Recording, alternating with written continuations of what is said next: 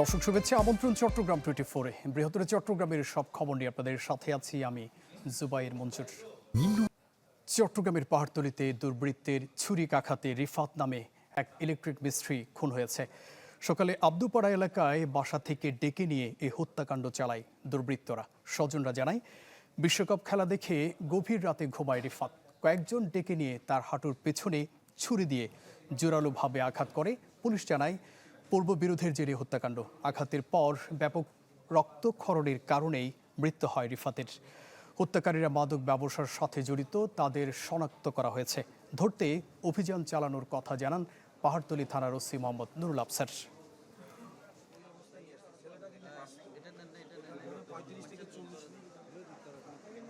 ডাকে নিছে বাসার থেকে। ডাকে নেওয়ার পরে আমার ছেলে মাদ্রাসায় যেতেছে, যাওয়ার পর ওরা দেখতেছে কি পড়া, তোর আম্মুকে বলছে আম্মু দুলাভাই তো লাশে পড়েছে।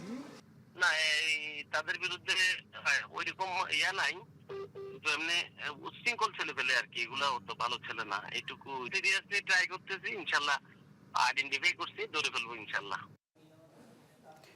এদিকে চট্টগ্রাম কারাগারে মৃত্যু হয়েছে এক ব্যবসায়ীর। পরিবারের দাবি, তাকে পরিকল্পিতভাবে হত্যা করা হয়েছে। স্বজনরা জানান, মঙ্গলবার সাতকানিয়ার ভূমি অফিসে একটি মামলার শুনানিতে যান রিয়াজউদ্দিন বাজারের ব্যবসায়ী নুরুল আলম।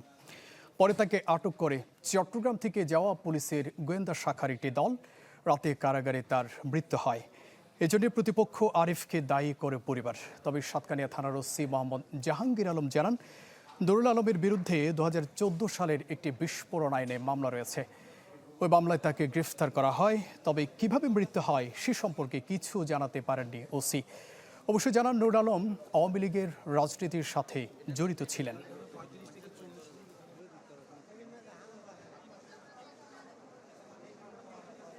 এদের সাথে বিরোধ আরেকজনের সাথে, এই যে আপনার রবিগেজের সাথে, সোমানাজের সাথে, আরিফদের সাথে জায়গা সম্পত্তি নিয়ে মামলা। ওনাকে আওয়ামী লীগ সাজানো হয়েছে, সিরিয়াং থেকে ডিবি টিম নিয়ে ওনাকে গ্রেপ্তার করা হয়েছে। এরা স্পেশাল মানে ডিবি পুলিশ ভাড়া করে মানে টাকা দিয়ে মানে আমার ভাইকে গ্রেপ্তার করে কালকে কোর্টে এখানে চালান দিছে। ওনার সহ সম্পত্তি, ওনার দোকানপাট খাওয়ার জন্য, এগুলা সব ষড়যন্ত্র।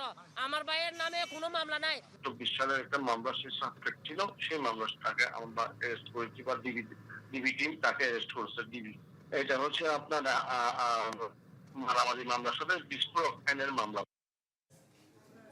খাগড়াছড়ির রামগড় ও দীঘিনালায় পৃথক ঘটনায় ইউপিডিএফ প্রসিদ গ্রুপের 2 সদস্য নিহত হয়েছে।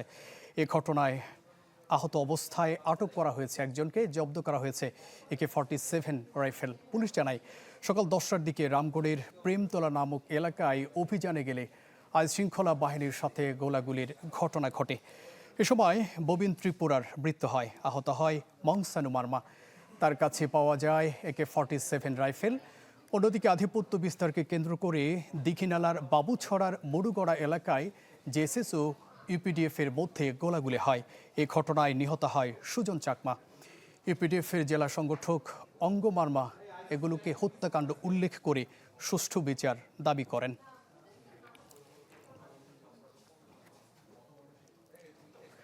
চট্টগ্রামের কাটুলিতে সড়কে মাছ ও বরফ ঢেলে চাঁদাবাজির প্রতিবাদ জানিয়েছেন জেলেরা। সকালে রানী রাসমণি ঘাট এলাকায় এই কর্মসূচি পালন করেন তারা। অভিযোগ করেন, এ ঘাটে গত কয়েক মাস ধরে জেলেদের কাছে খাস কালেকশনের নামে চাঁদা আদায় করছে একটি পক্ষ। শুধু জেলেরা নয়, আশপাশের ব্যবসায়ীরাও চাঁদাবাজির কারণে অতিষ্ঠ। এ সময় চাঁদাবাজদের বিরুদ্ধে ব্যবস্থা নিতে সরকার ও স্থানীয় প্রশাসনের কাছে দাবি জানানো হয়। মানববন্ধনের শতাধিক জেলে ও তাদের পরিবারের সদস্যরা অংশ নেয়। 20 বছর ধরে এগুলো কোনো কিছু ছিল না, আমরা দেখি না। এখন পানি বেচতেছে, পানির বোতলের উপরে চাঁদাবাজ চাইতেছে। আজকে 2 বছর ধরে আমাদের উপরে যে নিত্যাচার জুলুম চলতেছে, এগুলো আমরা মানতে পারতেছি না, যার কারণে আমরা রোডে নামে গেছি। মাছ মারি ভাত খাই, আমাদের উপর এই বছর থেকে বড় বড় চাঁদা চাইতেছে, ইলিশ মাছের উপর চাঁদা চাইতেছে। বাংলাদেশের কোনো জায়গায় জেলেঘাট, জেলেপল্লী, জেলেঘাটে, বাংলাদেশের কোনো জায়গায় জেলেঘাটে ইজারা কোনো সিস্টেম নাই বা খাস কোনো সিস্টেম নাই। বাংলাদেশের কোনো জেলেঘাটে নাই, শুধু আমাদের এই ঘাটে ছাপিয়ে দিয়েছে। কেন ছাপিয়ে দিয়েছে, কি কারণ ছাপিয়ে দিয়েছে? এই হাস কালেকশন নামের যে লিস্টটা দেওয়া হয়েছে, ওইটা উইথড্র করে অতি সত্ত্বই আমাদের ঘাটটা উন্মুক্ত করে দেওয়ার জন্য। বান্দরবানের সাঙ্গু নদীতে নিখোঁজের 5 দিন পর আরহাম আরফিন নোহার নামে এক শিশুর মরদেহ উদ্ধার করা হয়েছে। সকালে বান্দরবান শহরের বালাঘাটা এলাকায় নদীতে তার মরদেহ উদ্ধার হয়। পুলিশ জানায়, স্থানীয়রা নদীতে একটি মরদেহ ভাসতে দেখে পুলিশকে খবর দেয়। পরে ঘটনাস্থলে পুলিশ গিয়ে মরদেহটি উদ্ধার করে। পুলিশের দাবি, শিশুটি শুক্রবার বিকেলে বন্ধুদের সাথে নদীর তীরে অবস্থানকালে অসাবধানতাবশত পা পিছলে নদীতে পড়ে যায়। ঘটনার পরপরই স্থানীয় লোকজন ফায়ার সার্ভিস তল্লাশি চালালেও তার কোনো সন্ধান পাওয়া যায়নি। নোহান বান্দরবান শহরের বালাঘাটা বাজার এলাকার সাতকানি হোটেলের মালিক এনাম হোসেনের ছেলে। বান্দরবানের নাক্ষংছড়ির দুর্গম পাহাড়ি এলাকা থেকে একটি মানব কঙ্কাল উদ্ধার করেছে পুলিশ। গতকাল বিকেল উপজেলার বাইশারি ইউনিয়ন থেকে ৩৫ কিলোমিটার দূরে ২৮০ নম্বর আলিক্ষং মৌজার হাতির ডেরা নামক এলাকায় কঙ্কালটি উদ্ধার করা হয়। তবে তার পরিচয় এখনও পাওয়া যায়নি। স্থানীয়দের ধারণা, অজ্ঞাত ব্যক্তিকে অপহরণ করে গাছের সঙ্গে বেঁধে নির্যাতনের পর হত্যা করা হতে পারে। পুলিশের দাবি, ঘটনাস্থল থেকে মাথার খুলি, পায়ের হাড়ের অংশ, একটি ব্যাগ উদ্ধার করা হয়। ধারণা করা হচ্ছে ৫ থেকে ৬ মাস আগের ঘটনা। কঙ্কালটির পরিচয় শনাক্ত, মৃত্যুর কারণ উদ্ঘাটনে তদন্ত কাজ করছে বলে জানায় পুলিশ।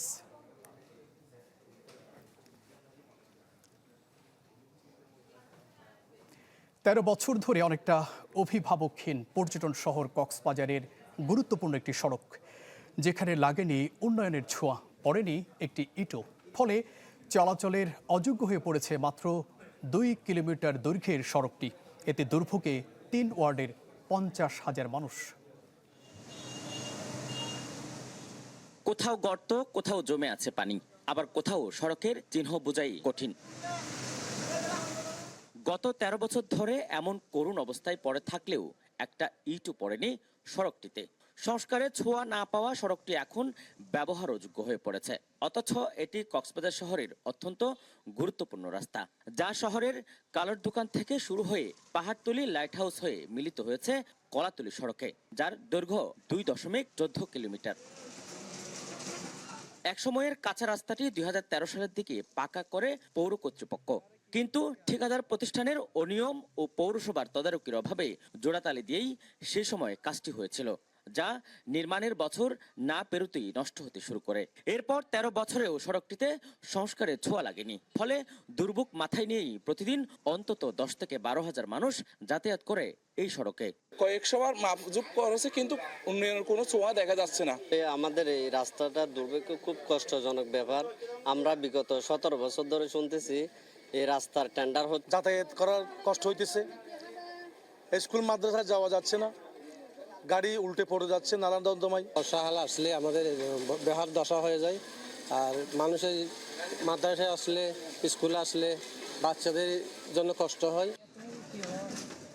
তবে আশার বাণী শুনিয়ে পৌর কর্তৃপক্ষ বলছে, বিশ্বব্যাংকের অর্থায়নে এবার এলজিইডি এই সড়ক নির্মাণ কাজ বাস্তবায়ন করছে, যা আগামী 1.5 বছরের মধ্যে শেষ হবে।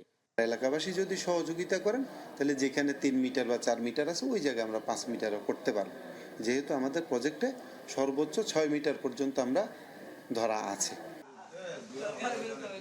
স্থানীয়রা বলছে, সংস্কারের স্বচ্ছতা নিশ্চিতে পৌরসভা তদারকি না করলে আগের মতোই মানহীন হবে কাজ, এতে কমবে না জনদুর্ভোগ। আজিম নিহাত, চ্যানেল 24, কক্সবাজার। দর্শক, চট্টগ্রাম 24-এ সময় হলো একটি বিরতির, ফিরে আসছে একটু পর, সাথেই থাকুন।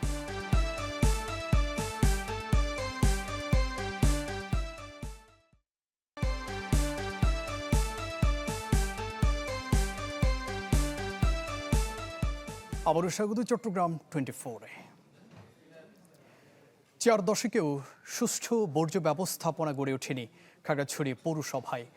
9 কোটি টাকা ব্যয়ে একটি প্রকল্প বাস্তবায়ন করা হলেও তা কোনো কাজে আসেনি। ফলে শুষ্ক মৌসুমে পৌর এলাকার আবর্জনা মিশছে বাতাসে, আর বর্ষায় খাল নালার পানিতে। এতে দূষিত হচ্ছে পরিবেশ। 1984 সালে 3য় শ্রেণী হিসেবে যাত্রা শুরু করা খাগড়াছড়ি এখন 1ম শ্রেণীর পৌরসভা, কিন্তু বদলায়নি তার বর্জ্য ব্যবস্থাপনা, হাঁটছে পুরনো পথেই। 4 দশক ধরে আলুটিলা পাহাড়ের খোলা স্থানে পৌরসভার বর্জ্য ফেলা হচ্ছে। শুষ্ক সময়ে বর্জ্য বাতাসে দুর্গন্ধ ছড়ালেও বর্ষাকালে বৃষ্টির পানিতে গিয়ে মেশে পাহাড়ি ছড়ায়, যার প্রভাব পড়ছে জনজীবনে। পুরসভার ময়লাগুলো এখানে ফালাইতেছে, ফালার পরে উপরে যেটা ময়লা আছে বৃষ্টির পানি দিয়ে নিচে যাইতেছে, নিচে ওই কাঁচরা পানি তো অনেক গন্ধ। এখানে অনেক ফ্যামিলি আছে জুম চাষ করে, আমরা এই গন্ধই থাকতে পারতেছি না। আর গাড়ি যেটা যায় গাড়ি ওইটাও করে গন্ধই আসা যাওয়া করতে অসুবিধা হয়। 2020-21 অর্থ বছরে কুমিল্লা টিলায় 11 একর ভূমির উপর 9,66,00,000 টাকা ব্যয়ে স্যানিটারি ল্যান্ডফিল ও পয়ঃবর্জ্য পরিশোধনাগার স্থাপন করা হলেও কয়েক মাসে তা মুখ থুবড়ে পড়ে। পচনশীল ও অপচনশীল বর্জ্য বাছাই করে পরিশোধন এবং জৈব সার তৈরির কথা থাকলেও কোনোটি আলোর মুখ দেখেনি। লাস্টে আবার দেখতেছি যে মানে এখানে ডাম্পিং বা আবর্জনা ময়লা, তখন এখানে এসে ঘনবসতি গ্রামের ভিতরে এটা কিন্তু উচিত। যখন প্রজেক্টটা শুরু করে তখন বলা হয়েছিল যে এখানে একটা প্রজেক্ট করবে, মানে কী ধরনের প্রজেক্ট করবে এটা এলাকাবাসীকে ধারণা দেয়নি। ডাম্পিংটা ঘনবসতি এলাকার ভিতরে দিছে, তো ওই কারণে ময়লা আবর্জনার দুর্গন্ধে আশেপাশের জনবসতির মানুষগুলা খুব দুর্ভোগে আছে। প্রকল্পের সম্ভাব্যতা যাচাই না করে সরকারি বিপুল অর্থ অপচয় হলেও পৌর কর্তৃপক্ষ তার দায় নিতে নারাজ। জেলা পরিবেশ সুরক্ষা কমিটির সভায় এ নিয়ে বিভিন্ন সময়ে আলোচনা হলেও মিলছে না কোনো সুফল। এলাকাবাসীর প্রতিরোধের মুখেই আপাতত ময়লাটা ফুটতেছে আপনার এই যে আলু টিলাতে, যেটা আমাদের কেউরই কাম্য না। আমরা আসলে খুবই দুঃখিত যে এই মুহূর্তে আমরা অন্য কোনো প্লেসও পাচ্ছি না। এই বিষয়ে আমরা সংশ্লিষ্ট কর্তৃপক্ষকে বিষয়টা অবহিত করেছি মিটিংয়ের মাধ্যমে।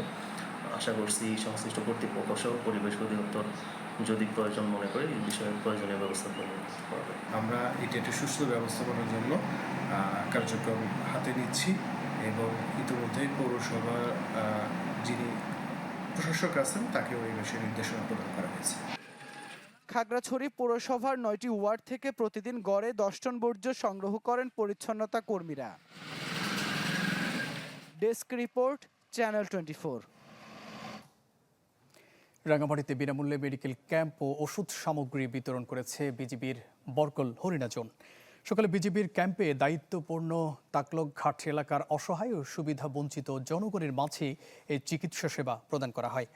হরিণা জোনের medical officer captain Mohammad Asifur Rahman সহ অন্যরা এ সময় উপস্থিত ছিলেন। এ সময় কর্মকর্তারা বলেন, বিজিবি শুধু দেশের সীমান্ত রক্ষা নয়, মানুষের কল্যাণে কাজ করাকেও দায়িত্ব মনে করে। এবার 129 জন অসুস্থ রোগীকে বিনামূল্যে চিকিৎসা সেবা প্রদান করা হয়।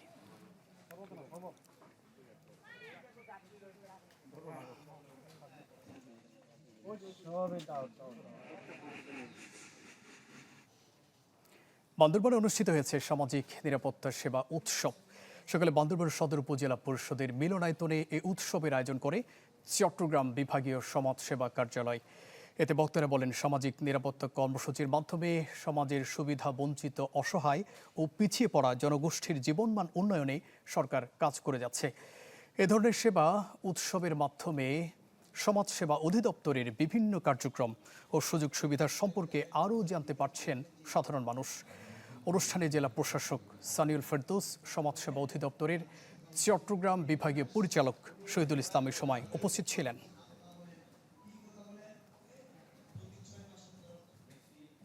দর্শক, এ ছিল চট্টগ্রাম 24-এর এখনকার আয়োজন। এতক্ষণ সাথে থাকবার জন্য ধন্যবাদ সবাইকে।